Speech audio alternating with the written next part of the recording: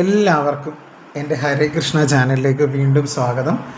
അപ്പം നമ്മൾ ഇന്ന് നോക്കാൻ പോകുന്നത് നോ കോണ്ടാക്റ്റ് സിറ്റുവേഷനിൽ ഇരിക്കുന്നവർക്ക് വേണ്ടിയുള്ള റീഡിംഗ് ആണ്. ഒരു പ്രത്യേകതരം റീഡിംഗ് ആണ്. ഞാനൊരു ഡിഫറൻ്റ് ആയിട്ടുള്ളൊരു ആശയം കൊണ്ടുവരണമെന്ന് കരുതി നിങ്ങളുടെ അടുത്ത് കൊണ്ടുവന്നതാണ്. ഒരു നോ കോണ്ടാക്റ്റ് സിറ്റുവേഷനിൽ ഇരിക്കുന്ന ഒരു വ്യക്തികൾക്ക് വേണ്ടി തന്നെയാണ്. ഒരു വ്യത്യസ്തമായൊരു പ്രമേയം കൊണ്ടുവരണമെന്ന് ഞാൻ കരുതി. അപ്പോൾ അതിനുവേണ്ടി അതിൻ്റെ ടൈറ്റിൽ ഇങ്ങനെയാണ്. അതായത് നിങ്ങൾ ഈ ഒരു ബന്ധത്തിൽ നിന്ന് പൂർണ്ണമായും പിന്മാറാൻ തീരുമാനിച്ചാൽ നിങ്ങളുടെ പാർട്ട്ണർ അല്ലെങ്കിൽ നിങ്ങളുടെ വ്യക്തിയുടെ പ്രതികരണം അല്ലെങ്കിൽ തീരുമാനം എന്തായിരിക്കുമെന്നാണ് നമ്മൾ ഈ ഒരു റീഡിങ്ങിലൂടെ നോക്കാൻ പോകുന്നത്. അപ്പം ഇതൊരു ജനറൽ റീഡിംഗ് ആണ്. അതുകൊണ്ട് തന്നെ നിങ്ങളുമായിട്ട് ബന്ധമുള്ള കാര്യങ്ങൾ മാത്രം എടുക്കുക, അല്ലാത്ത കാര്യങ്ങൾ നിങ്ങൾ വിട്ടുകളയുക. നിങ്ങളുമായിട്ട് ബന്ധമില്ലാത്ത കാര്യങ്ങൾ നിങ്ങൾ നിങ്ങളുടെ ജീവിതത്തിലേക്ക് ഫോഴ്സ്ഫുള്ളി അട്രാക്റ്റ് ചെയ്യാതിരിക്കുക. അതുപോലെ നിങ്ങളുമായിട്ട് ഒരു തരത്തിലും ഇത് നിങ്ങൾക്ക് റെസൊണേറ്റ് ആവുന്നില്ലെങ്കിൽ നിങ്ങൾക്ക് സ്കിപ്പ് ചെയ്ത് പോകാൻ സാധിക്കുന്നതാണ്.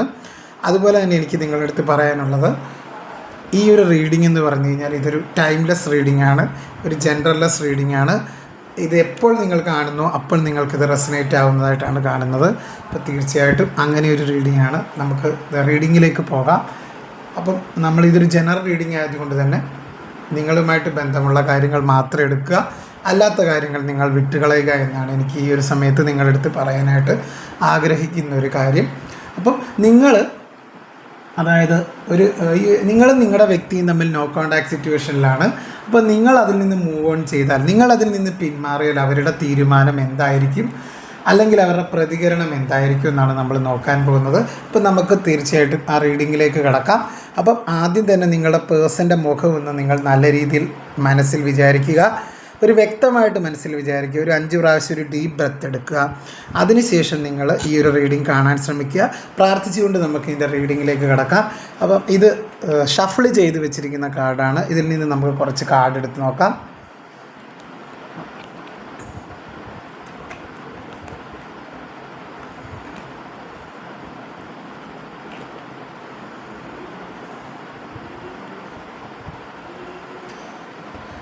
അതായത് എനിക്കിവിടെ മനസ്സിലാക്കാൻ സാധിക്കുന്നത്, ഇവിടെ ഒരു ഹെർമിറ്റ് എന്ന് പറയുന്ന ഒരു കാർഡ് വന്നിട്ടുണ്ട്. ആദ്യം അവരുടെ നിലവിലത്തെ മാനസികാവസ്ഥയെ സൂചിപ്പിക്കുന്ന ഒരു കാർഡാണത്.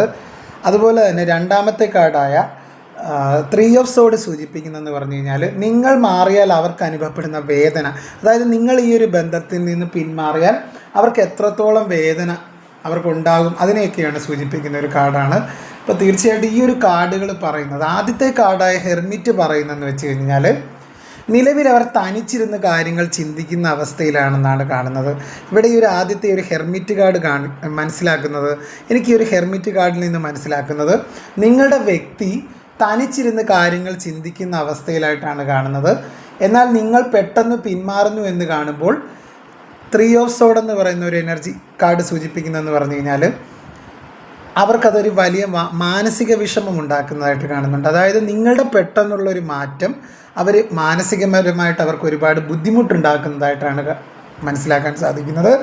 അതായത് താൻ കരുതിയിലും വേഗത്തിൽ നിങ്ങൾ കൈവിട്ടുപോയി എന്നൊരു തിരിച്ചറിവ് അവരെ തളർത്തുന്നതായിട്ട് കാണുന്നുണ്ട്. അതായത് അവർ മനസ്സ് ഏകാഗ്രമാക്കി എല്ലാത്തിൽ നിന്നും ഒരു ഡിറ്റാച്ച്ഡ് ആയിട്ടിരിക്കുകയാണ്. കാര്യങ്ങൾ സസൂക്ഷ്മം വിലയിരുത്തുന്ന ഒരു വ്യക്തിയാണ് ഹെർമിറ്റ് കാർഡിലൂടെ കാണുന്നത്. പക്ഷേ 3 ഓഫ് സോഡ് എന്ന് പറഞ്ഞു കഴിഞ്ഞാൽ നിങ്ങളൊരു പെട്ടെന്ന് ഇതിൽ നിന്നൊരു തീരുമാനമെടുത്ത് നിങ്ങൾ ഇതിൽ നിന്ന് മൂവ് ഓൺ ചെയ്യുമ്പോൾ അല്ലെങ്കിൽ നിങ്ങൾ ഇതിൽ നിന്ന് പിന്മാറുമ്പോൾ, ഈ ഒരു ബന്ധത്തിൽ നിന്ന് നിങ്ങൾ പിന്മാറുമ്പോൾ അവർക്കതൊരു വലിയ തരത്തിലുള്ള മാനസിക വിഷമം അല്ലെങ്കിൽ മാനസിക സംഘർഷം ഉണ്ടാക്കുന്നതായിട്ടാണ് കാണുന്നത്.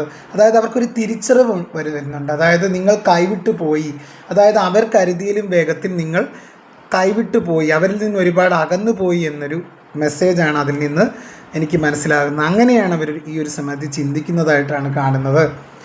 അതുപോലെ ഇവിടെ ഒരു ടവർ കാർഡ് വന്നിട്ടുണ്ട്. ടവർ കാർഡ് സൂചിപ്പിക്കുന്നതെന്ന് പറഞ്ഞു കഴിഞ്ഞാൽ പ്രതീക്ഷിക്കാത്ത തിരിച്ചടിയെ സൂചിപ്പിക്കുന്ന ഒരു കാർഡാണ്. അതായത് അവർ പോലും വിചാരിച്ച് കാണത്തില്ല. അല്ലെങ്കിൽ നിങ്ങൾ അത്രത്തോളം ഈ ഒരു വ്യക്തിയെ കാത്തിരുന്ന ഒരു വ്യക്തിയാവണം, അതുകൊണ്ടായിരിക്കണം നിങ്ങൾ ഇതിൽ നിന്ന് മൂവ് ഓൺ ചെയ്തത്. അതായത് നിങ്ങൾ വളരെ കാലം ഈ ഒരു വ്യക്തിക്ക് വേണ്ടി കാത്തിരുന്നു, ഇന്ന് വരും നാളെ വരും എന്നൊക്കെ വെച്ച് നിങ്ങൾ കാത്തിരുന്ന ഒരു വ്യക്തിയാണ്. പക്ഷേ അവർ വന്നില്ല.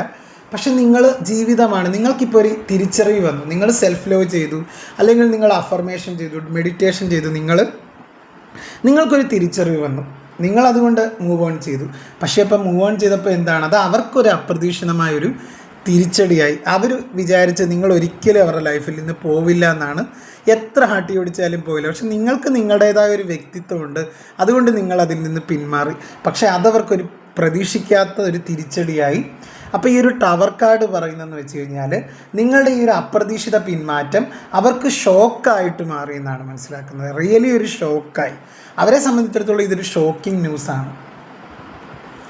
അവർ അതൊരിക്കലും പ്രതീക്ഷിക്കുന്നില്ല. അവർക്കറിയാം നിങ്ങൾ ഒരിക്കലും അവരുടെ ലൈഫിൽ നിന്ന് പോകത്തില്ല എന്നാണ് അവർ ചിന്തിച്ചിരിക്കുന്നത്.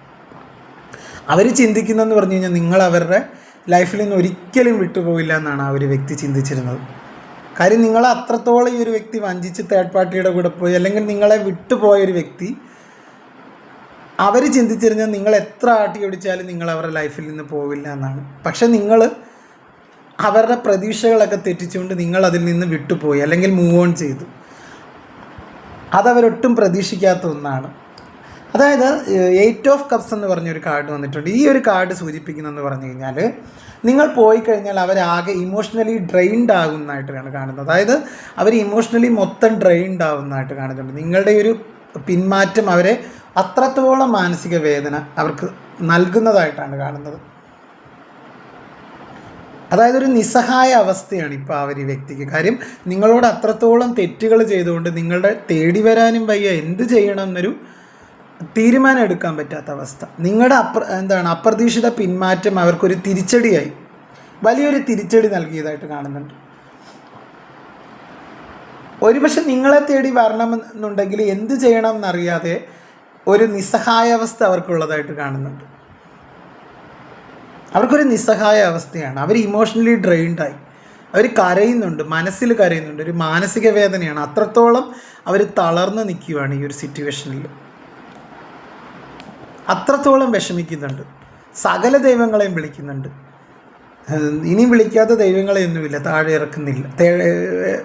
അത്രത്തോളം അവർ ദൈവത്തെ വരെയും വിളിച്ച് താഴെ ഇറക്കുന്നുണ്ട്. പക്ഷെ ഇപ്പോൾ ഒരു നിസ്സഹായ അവസ്ഥയാണ്. ദൈവം വരെ അവരെ കൈവിട്ടൊരവസ്ഥയിലൂടെയാണ് കടന്നു പോയിക്കൊണ്ടിരിക്കുന്നത്. എന്ത് ചെയ്യണമെന്നറിയാത്തൊരു ഒരു ഒറ്റപ്പെടലാണ് അവരിപ്പോൾ അനുഭവിക്കുന്നത്. കാര്യം അവർ മൂലമാണ് നിങ്ങളെ അവർക്ക് നഷ്ടപ്പെട്ടു എന്നുള്ളൊരു ഉറച്ച വിശ്വാസം ആ ഒരു വ്യക്തിക്കുണ്ട്. അല്ലെങ്കിൽ അവരങ്ങനെ അവർക്കൊരു റിഗ്രറ്റ് ഫീൽ ചെയ്യുന്നുണ്ട് ഇപ്പോൾ ഈ ഒരു സമയത്ത്. അപ്പോൾ അവർ ഇമോഷണലി മൊത്തം ഡ്രെയിൻഡ് ആയിട്ട് കാണുന്നുണ്ട്. ഇതാണ് നമുക്ക് ആദ്യത്തെ സെറ്റ് കാർഡ് പറയുന്നത്. ഇനി നമുക്കൊരു 4 കാർഡ്സും കൂടെ എടുക്കാം.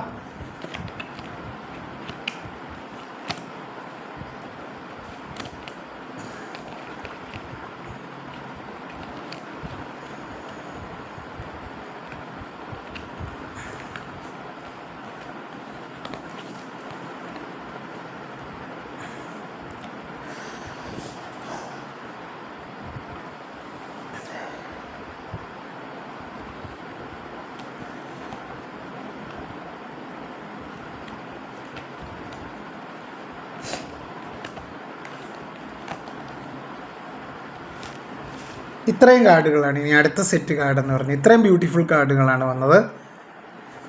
ഇവിടെ എനിക്ക് മനസ്സിലാകുന്ന ഒരു കാര്യം, ഇവിടെ ഒരു മജീഷ്യൻ കാർഡ് വന്നിട്ടുണ്ട്.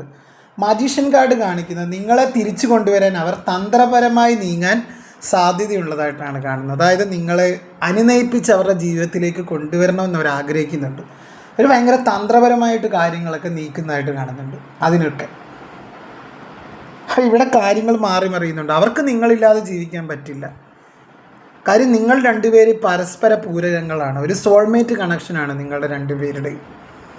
അത്രത്തോളം, അല്ലെങ്കിൽ ഒരു ടിൻ ഫ്ലെയിം കണക്ഷനാണ്. അത്രത്തോളം ആത്മബന്ധമുണ്ട് രണ്ടുപേർക്കും ഇടയിൽ. അതിൻ്റെ ഇടയിലേക്കാണ് ഒരു തേർഡ് പാർട്ടി വന്ന്, അല്ലെങ്കിൽ ചില സാഹചര്യങ്ങൾ വന്ന് നിങ്ങളുടെ ബന്ധം എൻഡായത്. ഒരു ബ്ലാക്ക് മാജിക്കിലൂടെ, പലതരത്തിലുള്ള കാര്യങ്ങളിലൂടെ ഈ ഒരു ബന്ധം എൻഡായി. പക്ഷേ ഈ ഒരു മജീഷ്യൻ കാർഡ് വിചാരിക്കുന്നു, ആ ഒരു കാർഡിലൂടെ പറയാൻ ആ ഒരു വ്യക്തി ശ്രമിക്കുന്നത് നിങ്ങളെ തിരിച്ചു കൊണ്ടുവരാനായിട്ട് അവർ തന്ത്രപരമായി നീങ്ങാൻ സാധ്യതയുണ്ട് എന്നാണ് മജീഷ്യൻ കാർഡ് പറയുന്നത്. പക്ഷേ ഇവിടെ ഒരു നൈറ്റ് ഓഫ് സോഡ് എനർജി വന്നിട്ടുണ്ട്. നിങ്ങൾ കാണുന്നുണ്ടാവും. നൈറ്റ് ഓഫ് സോഡ് എന്ന് പറഞ്ഞു കഴിഞ്ഞാൽ പെട്ടെന്നൊന്നും ഒരു കാര്യം അംഗീകരിക്കാത്ത വ്യക്തികളാണ്. അവർക്ക് ക്ഷമയൊന്നുമില്ല. അവരാരോട് ക്ഷമിക്കാത്ത വ്യക്തികളൊക്കെയാണ് നൈറ്റ് ഓഫ് സോഡ്. അപ്പോൾ അവർക്ക് ഈഗോ ഒക്കെ ഉള്ളൊരു വ്യക്തികളാണ്. നൈറ്റ് ഓഫ് സോഡ് എനർജി എന്ന് പറഞ്ഞാൽ ഒരുപാട് ഈഗോ ഒക്കെ ഉള്ളൊരു വ്യക്തിയാണ്. ഭയങ്കര ഈഗോയിസ്റ്റിക് ആയിട്ടുള്ളൊരു ബിഹേവിയറാണ് നൈറ്റ് ഓഫ് സോഡ് കാർഡിന് വന്നത്. അതുകൊണ്ട് തന്നെ അവർക്ക് തന്ത്രപരമായി നീങ്ങാൻ സാധ്യതയുണ്ടെങ്കിലും ഈ ഒരു നൈറ്റ് ഓഫ് സോഡ് എനർജി വന്നതുകൊണ്ട് അവർ പെട്ടെന്ന് വന്ന് മാപ്പ് ചോദിക്കില്ല എന്നാണ് എനിക്കിവിടെ കാണാൻ സാധിക്കുന്നത്. അതായത് തനിക്ക് തെറ്റ് പറ്റിയെന്ന് സമ്മതിക്കാൻ അവരുടെ ഈഗോ അനുവദിക്കുന്നില്ല. അതാണ് അനുവദിക്കാത്തൊരു സിറ്റുവേഷനാണ് ഈ ഒരു നൈറ്റ് ഓഫ് കാർഡിലൂടെ. അവരൊരിക്കലും അവരുടെ തെറ്റ് അംഗീകരിക്കാത്ത വ്യക്തികളാണ് നൈറ്റ് ഓഫ് സോഡ് കാർഡ്. ഒരു തുറന്ന സംസാരമോ അങ്ങനെയൊന്നുമില്ല, ഒരു തെറ്റ് അംഗീകരിക്കാത്ത വ്യക്തികളാണ് ഈ ഒരു നൈറ്റ് ഓഫ് സോഡിലൂടെ മനസ്സിലാക്കാൻ. അതായത് പക്ഷേ ഉള്ളിൽ അവർ ഭയങ്കര സ്നേഹമുള്ളവരായിരിക്കും. നൈറ്റ് ഓഫ് സോഡ് ഭയങ്കര സ്നേഹമുള്ളവരായിരിക്കും, പക്ഷേ പരുഷമായ സ്വഭാവമുള്ളവരായിരിക്കും. പുറമേ കാണിക്കുമ്പോൾ ഭയങ്കര പരുഷമായിട്ടായിരിക്കും. നമ്മുടെ അടുത്ത് അത്രത്തോളം സ്നേഹമൊന്നും പ്രകടിപ്പിക്കത്തൊന്നുമില്ല, പരുഷമായിട്ടുള്ള രീതിയിലാണ്. ഇത് നിങ്ങളുടെ വ്യക്തി എനി ജെൻഡർ ആവാം കേട്ടോ. ഇതൊരു ജെൻഡർലെസ് റീഡിംഗ് ആണ്. ഒരു ലേഡി ആവാം, അല്ലെങ്കിൽ ഒരു ബോയ് ആകാം, ഏത് തരത്തിലുള്ള ഒരു ഗേൾ ആകാം, ബോയ് ആകാം, ലേഡി ആകാം, ഒരു ജെൻഡർ ആകാം, ഏത് തരത്തിലും നിങ്ങളുടെ വ്യക്തി എന്ന് പറഞ്ഞു കഴിഞ്ഞാൽ ആരും ആവാം. അപ്പോൾ തീർച്ചയായിട്ടും അവരെന്ന് പറഞ്ഞാൽ ഭയങ്കര പരുഷമായി ചിന്തിക്കുന്നവരായിരിക്കും, അല്ലെങ്കിൽ പുറമേ കടുപ്പക്കാരായിട്ട് അഭിനയിക്കുന്ന വ്യക്തികളാണ്, പക്ഷെ ഉള്ളിൽ സ്നേഹിക്കാൻ മാത്രം അറിയാവുന്ന വ്യക്തികളാണ്. അതായത് ഇവിടെ നടക്കുന്നതെന്ന് പറഞ്ഞാൽ ഈ രണ്ട് കാർഡുകൾക്കിടയിൽ നടക്കുന്നതെന്ന് വെച്ച് കഴിഞ്ഞാൽ ഈഗോയും സ്നേഹവും തമ്മിലുള്ള പോരാട്ടമാണ്. ഒരു തരത്തിൽ നൈറ്റ് ഓഫ് സോഡ് ഈഗോയെയാണ് സൂചിപ്പിക്കുന്നതെങ്കിൽ സ്നേഹത്തെ സൂചിപ്പിക്കുന്ന കാർഡാണ് മജീഷ്യൻ. അവർക്ക് നിങ്ങളുടെ അടുത്തേക്ക് വന്നാൽ മതി. അപ്പോൾ ഇവിടെ എനിക്ക് മനസ്സിലാക്കാൻ സാധിക്കുന്നത് ഈഗോയും സ്നേഹവും തമ്മിലുള്ള പോരാട്ടമാണ് ഇവിടെ നടക്കുന്നത്. അത്രത്തോളം അവർക്ക് നിങ്ങളെ അത്രത്തോളം ഇഷ്ടമാണ്, അവർക്ക് വേണം. പക്ഷേ അവരുടെ ഈഗോ അതിന് അനുവദിക്കുന്നില്ല. അവർ ഭയങ്കര ഈഗോയിസ്റ്റിക്കാണ്. താന്നു കൊടുക്കുന്ന ഒരു സ്വഭാവം ഇല്ല. ഇവർ എപ്പോഴും ഉയർന്നു കൊടുക്കുന്ന ആളുകളാണ്. അവർ ഇപ്പോഴും അവരുടെ എപ്പോഴും ഒരു തട്ടിൽ മുകളിലാണെന്ന് ചിന്തിക്കുന്ന ആളുകളാണ് നൈറ്റ് ഓഫ് സോഡ് എനർജി എന്ന് പറഞ്ഞത്. അതുപോലെ ഈ രണ്ട് കാർഡുകൾ നമുക്ക് ഒരു ഫൈനൽ ഡിസിഷൻ കാർഡുകളായിട്ട് എടുക്കാം. ആ ഒരു വ്യക്തിയുടെ അന്തിമ തീരുമാനം എന്താണെന്ന് നമുക്ക് നോക്കാം. അല്ല, ആ ഒരു കാർഡ് സൂചിപ്പിക്കുന്നതെന്ന് പറഞ്ഞാൽ വലിയ മാറ്റത്തെ സൂചിപ്പിക്കുന്നതാണ് കേട്ടോ. നിലവിൽ നിന്നൊരു മാറ്റമാണ്. അതായത് അവസാന കാർഡുകളായ ജഡ്ജ്മെൻറ്റും വേൾഡ് കാർഡ് സൂചിപ്പിക്കുന്നത് വളരെ പോസിറ്റീവായിട്ടുള്ള കാര്യങ്ങളാണ്. അതായത് നിങ്ങളുടെ പിന്മാറ്റം അവരെ ഒരു വലിയ കാര്യം പഠിപ്പിക്കുന്നുള്ളതായിട്ടാണ് കാണുന്നത്. ഒരു വലിയ പാഠം അവർക്ക് മനസ്സിലാക്കി കൊടുക്കും നിങ്ങളുടെ പിന്മാറ്റം. അതായത് നിങ്ങളുടെ വാല്യൂ അവർ തിരിച്ചറിയുന്നതായിട്ട് കാണുന്നത്. എന്താണ് ആ ഒരു കാര്യം എന്ന് ചോദിച്ചു കഴിഞ്ഞാൽ നിങ്ങളുടെ വാല്യൂ. നിങ്ങൾക്ക് പകരമാവാൻ ആർക്കും പറ്റില്ല എന്നുള്ളൊരു കാര്യം പ്രകൃതി അവരെ പഠിപ്പിക്കുന്നതായിട്ടാണ് ഈ ഒരു കാർഡിലൂടെ സൂചിപ്പിക്കുന്നത്. അതായത് നിങ്ങളില്ലാത്ത ഒരു ജീവിതം അപൂർണമാണെന്ന് അവർ തിരിച്ചറിയുന്ന ഒരു സാഹചര്യം വരുന്നതായിട്ട് കാണുന്നുണ്ട്. അതുപോലെ നിങ്ങളുടെ ജീവിതത്തിലെ നിങ്ങളുമായിട്ടുള്ള ആ ഒരു വ്യക്തിയുടെ ജീവിതചക്രത്തിലെ ഒരു സൈക്കിൾ പൂർത്തിയാക്കി അവർ വീണ്ടും നിങ്ങളുടെ അടുത്തേക്ക് എത്താൻ ആഗ്രഹിക്കുന്നതായിട്ട് കാണുന്നുണ്ട്. അതായത് ഇതിനൊരു റീസ്റ്റാർട്ട് ഉണ്ടാകുന്നുണ്ട് നിങ്ങളുടെ ബന്ധത്തിന്. ഒന്നുകിൽ പുതിയൊരു തുടക്കം ഈ ഒരു ബന്ധത്തിനുണ്ടാകുന്നുണ്ട്, അല്ലെങ്കിൽ വ്യക്തമായ ഒരു സംസാരം ഇതിലൂടെ ഉണ്ടാകുന്നതായിട്ട് കാണുന്നുണ്ട്. അവർ ഒരു ഡിസിഷൻ എടുക്കുന്നുണ്ട് നിങ്ങളുമായിട്ടുള്ളൊരു ബന്ധത്തിൽ. അങ്ങനെയാണ് എനിക്ക് മനസ്സിലാക്കാൻ സാധിക്കുന്നത്. ഒരു വലിയ മാറ്റം ഈ രണ്ട് കാർഡുകൾ സൂചിപ്പിക്കുന്നുണ്ട്. അതായത് ജഡ്ജ്മെൻറ്റ് കാർഡും വേൾഡ് കാർഡും സൂചിപ്പിക്കുന്നുണ്ട്. ദ വേൾഡ് കാർഡും. അതായത് ചുരുക്കി പറഞ്ഞാൽ നിങ്ങൾ പിന്മാറുന്നത് അവരിൽ വലിയൊരു മാറ്റം ഉണ്ടാക്കുന്നതായിട്ടാണ് കാണുന്നത്. തുടക്കത്തിൽ വേദനയും ദേഷ്യവും കാണിക്കുമെങ്കിലും അവസാന നിമിഷം നിങ്ങളെ നഷ്ടപ്പെടാതിരിക്കാൻ അവർ കൃത്യമായ ഒരു തീരുമാനം എടുക്കുന്നതായിട്ടാണ് എനിക്ക് ഈ ഓവറോൾ റീഡിങ്ങിൽ നിന്ന് മനസ്സിലായത്. അപ്പോൾ ഇത്രയും കാർഡുകൾ നമ്മൾ എടുത്തു. ഇവിടെ ഏറ്റവും വന്ന ഒരു കാർഡ് ഫ്യൂച്ചർ കാർഡ് എന്ന് പറഞ്ഞാൽ വേൾഡ് കാർഡാണ്. അത്രത്തോളം മനോഹരമായ കാർഡാണ്. അപ്പോൾ ഇത്രയും നമ്മൾ 8 കാർഡുകൾ എടുത്തിൽ നിന്ന് എനിക്ക് മനസ്സിലാക്കാനുള്ള മനസ്സിലായ ഒരു കാര്യം എന്ന് പറഞ്ഞു കഴിഞ്ഞാൽ അവർ കൃത്യമായ ഒരു തീരുമാനം എടുക്കുന്നതായിട്ട് കാണുന്നുണ്ട്. ഈ ഒരു കാര്യത്തിൽ നിങ്ങളുമായിട്ടുള്ള ബന്ധത്തിൽ ഒരു വ്യക്തമായ നിലപാട് ആ ഒരു വ്യക്തി സ്വീകരിക്കുന്നതായിട്ട് കാണുന്നുണ്ട്. അതായത് അവസാന നിമിഷം നിങ്ങളെ നഷ്ടപ്പെടാതിരിക്കാനുള്ള അവർ കൃത്യമായ ഒരു നീക്കം അവരുടെ ഭാഗത്തു നിന്നുണ്ടാകുന്നതായിട്ട് കാണുന്നുണ്ട്. അപ്പോൾ വളരെ ബ്യൂട്ടിഫുൾ ആയിട്ടുള്ള റീഡിംഗ് ആയിരുന്നു, ഒരു ചെറിയ റീഡിംഗ് ആയിരുന്നു. അപ്പം എൻ്റെ റീഡിംഗ് ഒക്കെ കാണുക. അതുപോലെ എൻ്റെ ചാനൽ ഇതുവരെ കൂട്ടാക്കാത്ത കൂട്ടുകാരൊക്കെ ഒന്ന് കൂട്ടാക്കുക. അതുപോലെ തന്നെ ലൈക്ക് ചെയ്യുക, ഷെയർ ചെയ്യുക, കമൻറ്റ് ചെയ്യുക, സബ്സ്ക്രൈബ് ചെയ്യുക. അതുപോലെ ഇതൊരു 100% ആക്യുറേറ്റ് ആകണമെന്നില്ല കേട്ടോ. ഇതൊരു ജനറൽ റീഡിംഗ് ആണ്. നമുക്കറിയാം പേഴ്സണൽ റീഡിംഗ് എടുക്കുമ്പോഴാണ് കുറച്ചും കൂടെ വ്യക്തത വരുന്നത്. അതുകൊണ്ട് എല്ലാവർക്കും 100% ഇത് യോജിക്കണം എന്നില്ല. നിങ്ങളുടെ സാഹചര്യമായിട്ട് യോജിക്കുന്ന കാര്യങ്ങൾ മാത്രം എടുക്കുക. അതുപോലെ തന്നെ നിങ്ങൾ സെൽഫ് ലവിനൊക്കെ ഇമ്പോർട്ടൻസ് കൊടുത്തു പോവുക. നിങ്ങളുടെ മനസ്സ് പറയുന്നത് കേൾക്കുക. നിങ്ങൾ കൂടുതലും ആത്മീയ കാര്യങ്ങൾക്ക് ഇമ്പോർട്ടൻസ് കൊടുക്കുക, പോസിറ്റീവായിട്ടിരിക്കുക. നിങ്ങളുടെ ആ വ്യക്തി ഒരു ഉചിതമായ തീരുമാനം നിങ്ങൾക്കായിട്ട് എടുക്കുന്നതായിട്ടാണ് കാണുന്നത്. അപ്പോൾ എൻ്റെ റീഡിംഗ് ഇഷ്ടപ്പെട്ടെന്ന് കരുതുന്നു. അപ്പോൾ വീണ്ടും നമ്മളൊരു റീഡിങ്ങുമായിട്ട് കാണുന്നിടം വരെ എല്ലാവർക്കും നന്ദി, നമസ്കാരം.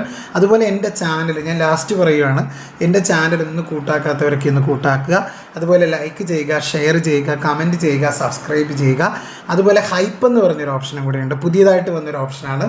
എനിക്ക് കുറച്ചും കൂടെ നിങ്ങളുടെ ഓരോരുത്തരുടെയും പിന്തുണയാണ് എൻ്റെ ചാനലിൻ്റെ വിജയം. അപ്പോൾ എല്ലാവരും ദൈവം അനുഗ്രഹിക്കട്ടെ. അപ്പോൾ നന്ദി, നമസ്കാരം.